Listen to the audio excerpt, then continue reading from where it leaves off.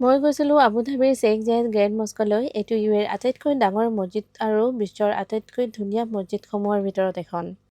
ৰাতি হৈ গৈছিল, কিন্তু ইয়াৰ পোহৰে ৰাতিকো দিনৰ দৰে কৰি তুলিছিল। হাই এভৰিৱান, আসসালামু আলাইকুম। আজি মই আপোনালোকক দেখুৱাম UAEৰ আটাইতকৈ ডাঙৰ আৰু ধুনীয়া মছজিদ, যিটো আবু ধাবিত আছে।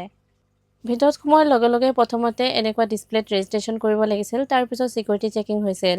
ছিকিউৰিটি চেকিং এৰিয়াত ভিডিঅ' বনাবলৈ দিয়া নহয় বাবে তাত মই কেমেৰা বন্ধ ৰাখিছিলোঁ।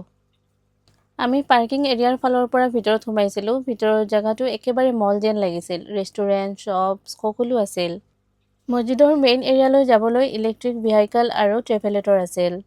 ইয়াত ড্ৰেছ কোড বহুত ষ্ট্ৰিক্ট। কি পিন্ধিব পাৰি আৰু কি পিন্ধিব নোৱাৰি সেইবোৰ পোষ্টাৰত স্পষ্টকৈ লিখা আছিল। যেতিয়া মই মছজিদৰ ভিতৰত সোমালোঁ, ৱাও, সঁচাকৈ ক'ব নোৱাৰা ধৰণে বহুত সুন্দৰ আৰু শান্তিপূৰ্ণ জেগা আছিল। এইটোৱেই হৈছে শ্বেইখ জায়েদ গ্ৰেণ্ড মস্ক, আবু ধাবিৰ UAEৰ আটাইতকৈ ডাঙৰ মছজিদ, যাক দেখিলে মন কেই মুহূৰ্তৰ বাবে থমকি যায়। এই মছজিদ ৰাতি 9 বজালৈকে ফ্ৰী থাকে। তাৰ পাছত থাকিলে পাৰ পাৰ্চন 20 দিৰহাম চাৰ্জ হয়। আমাৰ হাতত মাত্ৰ 30 মিনিট সময় আছিল, সেইকাৰণে সম্পূৰ্ণকৈ চাব নোৱাৰিলোঁ। আলহামদুলিল্লাহ, এই মছজিদলৈ অহাটো মোৰ এটা সপোন আছিল আৰু সেই সপোন পূৰণ হ'ল। So guys, that was my mini vlog of Sheikh Zayed Mosque. If you liked it, don't forget to like, comment, share and follow. See you in the next vlog. Till then, Allah Hafiz.